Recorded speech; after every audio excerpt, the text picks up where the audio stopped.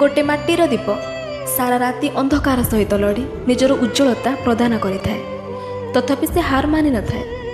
ताहले तुमे तो स्वयं भगवान को आशीर्वाद। ताहले तुम जीवन में जेते दुख आसिले भी तुमे कहीं डरुछ? नदीरू आसुथिबा जल से बहुत शीतल आ शांत, तापरे भी से गोटे कठिन पत्थर को काटी पारि थाए। आमे तो मनीष मात्र। भगवान आमको बुद्धि देइछन्ति, कर्म करिबा पई दुई हाथ देइछन्ति। ताहले जेते बड़ समस्या आसिले भी आमे कहीं डरिबा? हाँ, ए कथा सत जे बयस दे आमे गति करूछन्ति, ए बयस रे बहुत चिंता आसी थाए, जीवन को नहीं, भविष्यत को नहीं। किंतु विश्वास कर, ए समय जेतेबेले बीती जीव आमको जना भी पड़िबनी जे समय केतेबेले गला। तेणु ए समय को केवल चिंता करिकी बिताई दियंतु नाही।